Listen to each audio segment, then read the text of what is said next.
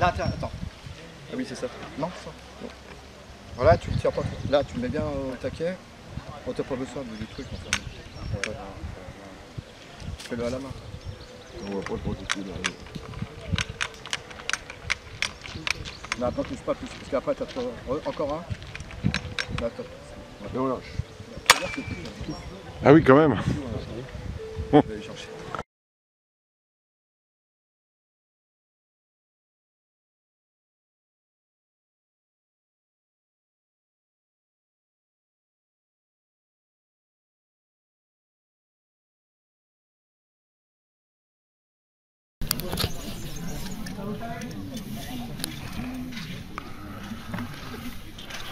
Allez, on les salue.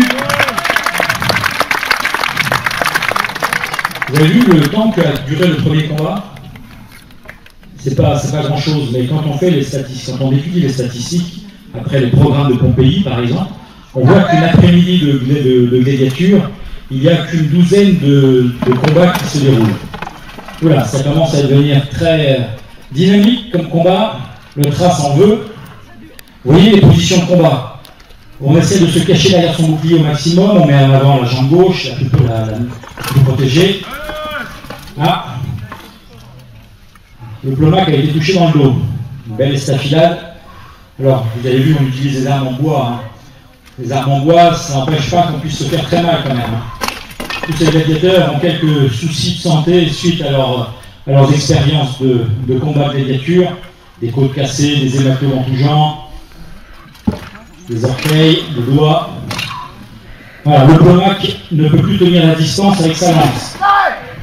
Donc, le Plomac a été touché une deuxième fois, mais je crois qu'il a touché le trace aussi. Alors, petite, on va leur laisser le temps de souffler, ce qu'ils faisaient aussi dans l'Antiquité, hein, on leur permettait de boire ou de souffler.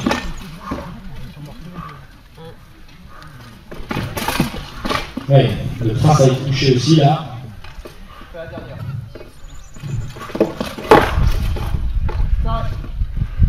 Toute la difficulté est de savoir porter les coups sans découper.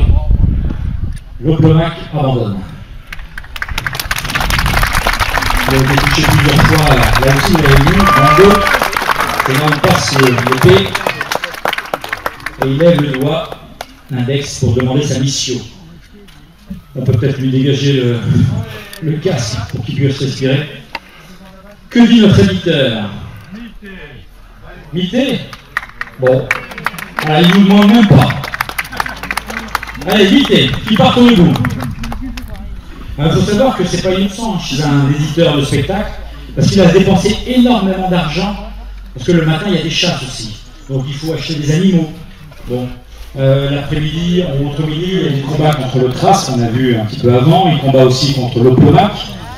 Et au début de l'Empire romain, il combat une catégorie d'éditeurs qu'on appelle un rhétière, qui est sans doute une apparition assez tardive de l'époque de l'empereur Auguste. Et celui-là, vous le connaissez bien, c'est celui qui a un filet et un trident.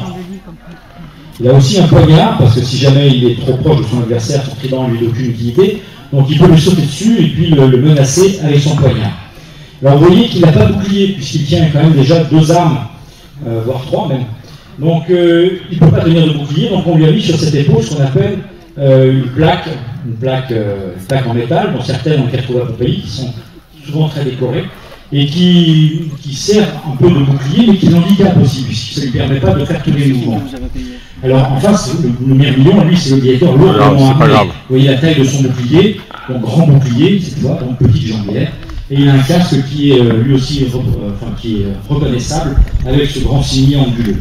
Voilà. Donc nous avons affaire à Antaios, le rhétière de l'école de César, avec 11 combats. 11 combats, ça veut dire que c'est quand même déjà un bon vétéran de l'arène. Sur les statistiques, on voit que souvent les recrues ont quand même beaucoup plus de chances de mourir au premier combat. Et puis après, évidemment, avec l'expérience, ils tiennent un peu plus. Et on a du mal à faire mourir des vétérans, puisqu'on sait qu'ils peuvent rapporter beaucoup d'argent. Et en face, nous avons Valerius de l'école de Sénégus avec 7 combats. L'arbitre, on salue l'éditeur.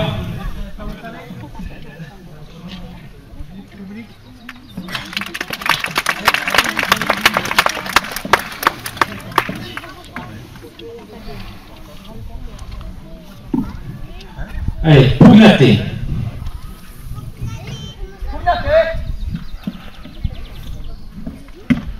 Donc le rhétière a intérêt à tenir son adversaire à distance. Il a une arme ample. Vous voyez, sa position est toujours sur la défensive. C'est quelqu'un qui n'hésite pas à fuir, entre guillemets, son adversaire pour se tenir hors de portée de ses coups. Donc il peut l'emprisonner dans son filet, parce que c'est une arme qui est quand même assez difficile à manier. Mais dès qu'il perd son filet, il se retrouve là aussi en infériorité, puisqu'il lui manque une de ses armes principales. Donc on lui demande de reprendre son arme, son filet. D'accord, sur la question pugnaté, puisqu'on l'a dit à chaque début de combat, pugnaté, en français, ça a donné le mot pugnace. Pugnaté, ça veut tout simplement dire en latin combattre. Ça veut dire tout simplement aussi commencer le combat. Il n'y a pas de talkie-walkie ou d'ampli avec des micros dans un amphithéâtre. Et il peut y avoir des milliers, voire des dizaines de milliers de spectateurs. Donc on communique par des pancartes. Vous avez vu les pancartes qui sont soulevées, voilà, avec les noms, mais aussi avec des ordres pour mater ou persévérer, ce qui veut dire continuer. Quand le combat était trop court, on leur demande de poursuivre la lutte. Les arbitres tiennent à distance les gladiateurs.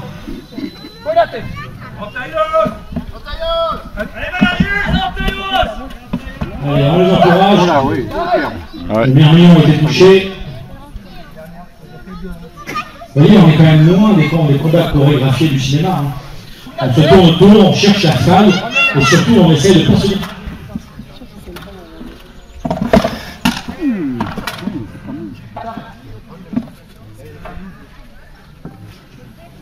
Bon, on les replace.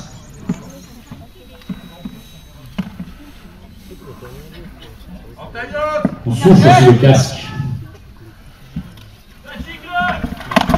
Allez, une dernière touche dans le dos. Ça fait quand même la troisième. Le meilleur million, ça vaut vaincu. Même s'il repart vivant, il a fait un passage obligé chez le médecin, parce qu'il a besoin d'être cousu. Alors, vous avez vu cette position un petit peu de suppliant. Souvent, on met le genou à terre. On peut rester debout, mais on met le genou à terre, on abandonne ses armes pour montrer qu'on est plus hostile, et on lève la main, ou le doigt plutôt, et on demande sa mission. Le gladiateur doit lever la main, sinon il n'a pas beaucoup de chances de sortir vivant. Ah. Que dit l'éditeur? L'éditeur vous laisse décider. Alors, qui est pour qu'il reparte debout, mité? Qui est pour qu'il reste sur le carreau? Yugula. Vous voyez, ça fait rigoler.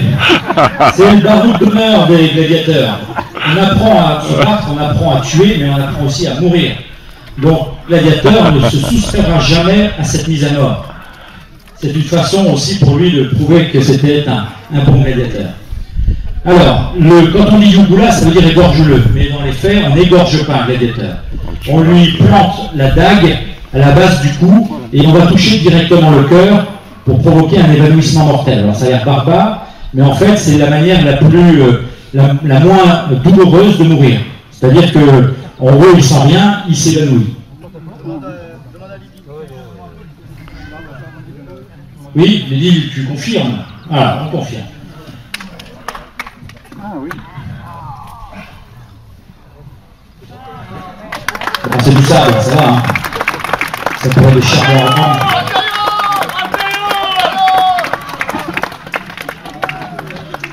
Bon, il a raté sa gestuelle. Bon, on va laisser là. On va laisser là cette nuit. Peut-être que demain, il y aura des fleurs qui vont pousser. Bon, les petites mains de la reine vont dégager le cadavre. On voit à gauche, debout. Les Romains devaient trouver que c'était une bouffonnerie sympathique, mais que des hommes pouvaient payer leur vie quand même. Alors, on les désoriente un peu, et ensuite on leur demande de se chercher et de se toucher. Voilà. Pour Gnaté.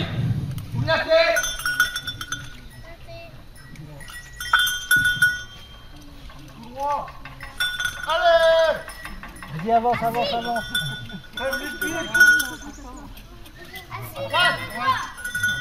Avance, avance. L'autre droite. Ça c'est la route. Juste à côté. À droite. Ah, oh la vache! Allez, il lui manque 3 vertèbres. Vous voyez comment on s'amusait dans l'Antiquité quand même, c'était pas la télé-réalité quand même.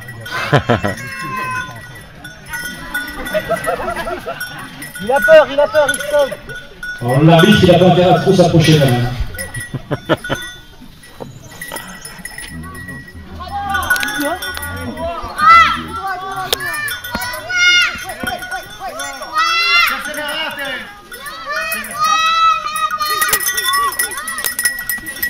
Ah, il a tué là.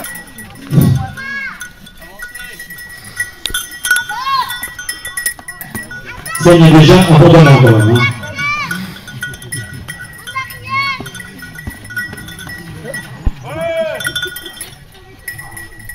Bon, on n'a pas encore un qui est mort. Fais gaffe, le barbu s'accroupit des fois. Hein. Il faut faire des barbus.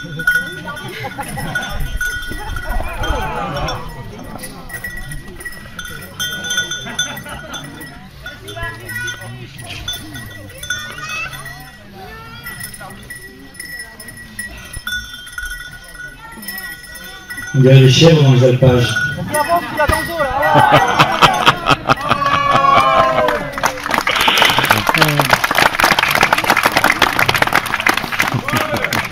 Bon, il a morflé là. Hein. Il n'y a plus de genoux, il n'y a plus de tibia. Oui, mais on arrête. Allez, c'était nos ondes à battre, on peut les applaudir. Le provocateur, c'est celui qui provoque un duel. Donc c'est une escrime qui est assez offensive, avec le bouclier notamment, puisqu'on peut donner des coups de bouclier, vous allez le voir, avec la tranche ou avec la pièce métallique au milieu, là, qu'on appelle un numbo. Et ces gladiateurs, vous le voyez, sont à moitié nus. Ils ont un pectoral sur la poitrine qui leur permet justement de mieux supporter les coups de bouclier si jamais ils en reçoivent. Ils ont un bouclier qui est d'une taille, on va dire, intermédiaire entre les grands et les petits boucliers, vous allez le voir après. Et donc, ils ont besoin d'une jambière quand ils se mettent en position de combat. Mettez-vous en position de combat pour montrer. Vous voyez, vous avez la jambe gauche qui est en avant. Donc avec le casque, le bouclier et la jambière, voilà, on présente un front uni et a priori invulnérable. Évidemment, c'est jamais le cas. Alors le bras qui tient l'arme est toujours protégé par un brassard qu'on appelle une manica. Parce que si le bras qui tient l'arme est blessé, évidemment, ça abrège le combat et ça dessole plus vite. Voilà, donc on a donc Silax de l'école de Cénilius avec 3 combats. On peut l'applaudir. Vous avez vu sur les pancartes, il y a son nom. Cène, c'est Cénilius, c'est le nom de son propriétaire ou de son entraîneur, on va dire. Et 3, ça veut dire qu'il a fait 3 combats. Ça ne veut pas dire qu'il a fait 3, qu'il avait les 3 combats. Ça veut dire qu'il en a fait 3. Il a pu perdre peut-être les 3, mais il a été renvoyé debout, mité, et il revient donc dans l'arène. Et le second, c'est Antaios de l'école de César. Donc ça veut dire que c'est un gladiateur impérial avec 11 combats. On les applaudit. On salue l'éditeur. On salue l'éditeur. On salue le public aussi, il le mérite. Et on commence le combat avec une pancarte où il y a écrit « Pugnate », ce qui veut dire « compter ». En gros, commencer.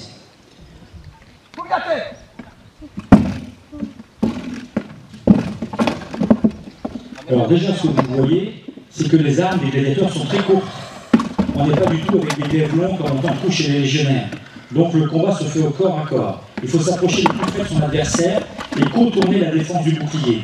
C'est-à-dire que la plupart des blessures se donnent dans le dos. Quand on voit les mosaïques, par exemple, où on a des combats de gladiateurs qui sont représentés, on voit que les gladiateurs sont plutôt touchés dans le dos, parce qu'on passe par-dessus l'épaule. Donc, ce que vous avez vu aussi au cinéma avec ces combats de gladiateurs qui sont très chorégraphiés, des grandes pirouettes, des gestes, évidemment tout ça n'existe pas. Il suffit de reconstituer les armes comme elles étaient à l'époque pour se rendre compte tout de suite que les techniques d'escrime étaient très différentes. On se poignarde, véritablement. Et comme je vous l'ai dit, on ne tue pas son adversaire. Donc on va essayer de le fatiguer, on va essayer de le forcer à abandonner, parce qu'il va estimer peut-être que son adversaire est plus coriace, a plus d'endurance. Ah. Et puis aussi, on va essayer de le toucher, donc de le blesser, alors souvent aux jambes, dans le dos, aux bras, mais en tout cas, on ne le tue pas. Allez, on les encourage, il fait très chaud. Je peux vous dire que sous des casques comme ça, qui pèsent 4 kg, donc les vertèbres, elles souffrent, et puis on respire très mal. Donc une autre idée reçue, c'est que ces combats ne dureraient jamais très longtemps. Ces combats durent 2-3 minutes tout au plus. Voilà, c'est très difficile de respirer. Donc il faut véritablement gérer son effort, gérer son souffle, et surtout par les chaleurs comme ça. Ils ont du mérite. Ah. Antaios a été touché à l'épaule. Je crois qu'Antaios est quand même bien fatigué. Antaios. Voilà. Antaios avoue vaincu. Donc c'est-à-dire qu'il met un genou à terre et il va lever la main en pointant l'index, ce qui signifie qu'il demande sa mission, donc sa grâce. Est-ce que notre éditeur va lui accorder ou pas? Que dit l'éditeur? L'éditeur vous laisse la décision. Donc c'est à vous de vous prononcer. Qui est pour miter? Qui parte debout? Oh, que c'est le mot que ça! Allez, miter ou pas miter? Miter? Très bien. Qui est pour Yugula? Bon, j'ai pas réussi à décider. Miter? Yugula? Non, c'est mité. Il y a quelques tricheries là. Bon, que dit l'éditeur? Mité. Ils partent debout. Peut-être que nous le reverrons tout à l'heure. Je peux vous dire que le sable est chaud. L'école de César avec 4 combats, donc c'est notre Oplomac. Voilà, l'Oplomac se reconnaît avec sa lance. Il porte aussi un bouclier rond, hémisphérique, et puis 2 grandes jambières. Ce que j'ai dit tout à l'heure, c'est quand on a un grand bouclier qui permet de couvrir le corps, on a des jambières correspondantes. Là, il a un tout petit bouclier, donc on lui met des jambières qui arrivent quasiment aux cuisses pour le protéger. Et il a 2 armes, il a une épée et sa lance. Si jamais il perd sa lance, il sera handicapé parce qu'il ne peut pas utiliser son bouclier en percussion. En face, vous avez donc le Thrace, qui est un des gladiateurs les plus emblématiques des arènes romaines. Donc ce gladiateur, il possède un bouclier carré, un petit bouclier carré. Donc là aussi, 2 grandes jambières pour pallier donc, le manque de protection du bouclier.